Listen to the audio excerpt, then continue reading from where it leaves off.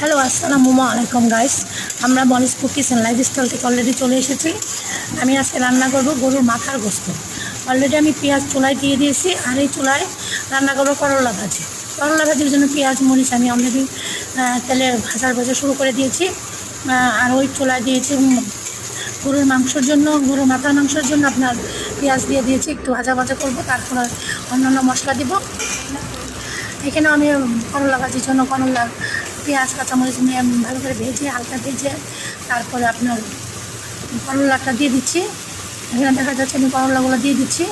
করলাটা দিয়ে ভালো করে নেড়ে চেড়ে নিব। এখানে আমি অল্প একটু হলুদের গুঁড়া, একটু লবণ দিয়েছি, দিয়ে পেঁয়াজটা ভাজা করেছি। এখন করলাগুলো দিয়ে একটু নেড়ে চেড়ে নিব, ভালো করে নেড়ে চেড়ে নিব।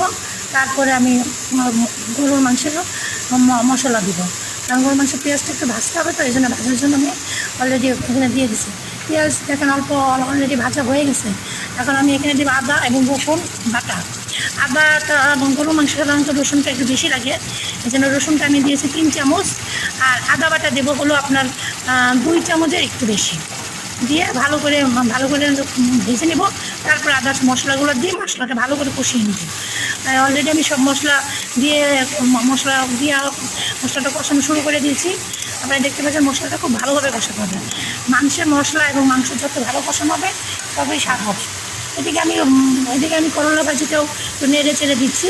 এখানে আমি একটা জিনিস একটু দিতে ভুলে গেছি, সেটা হলো আমি সাধারণত একটু রসুনের বাটা দিই, রসুন বাটা দিই যে কোনো ভাজিতে, কিন্তু এটাতে তখন দেওয়া হয়নি, তাই এখন একটু 1.5 চামচ রসুনের বাটা দিয়ে দিছি।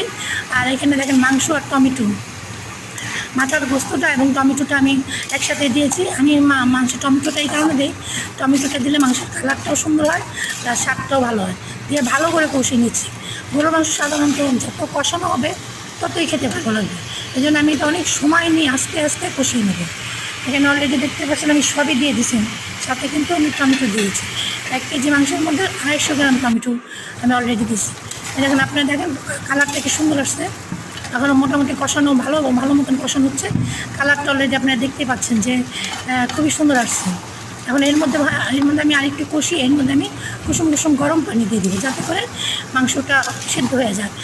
আর অলরেডি একটা কথা বলতে আমি ভুলে গেছি, আমি কিন্তু মাংসটা অলরেডি একটু সিদ্ধ করে নিয়েছিলাম। মাথার মাংস তো প্রথমে একটু সিদ্ধ করে নিতে হয়, আমি অলরেডি একটু সিদ্ধ করে নিয়েছিলাম। আর এই জন্য বেশি পানি লাগবে না, অল্প পানি দিয়ে দেবো। তারপরে মাংসটা হয়ে যাবে। অলরেডি আমার মাংস হয়ে গেছে এবং আমার করলা ভাজিটা হয়ে গেছে। আমার দুপুরের লাঞ্চ রেডি। ধন্যবাদ, সবাই ভালো থাকবেন।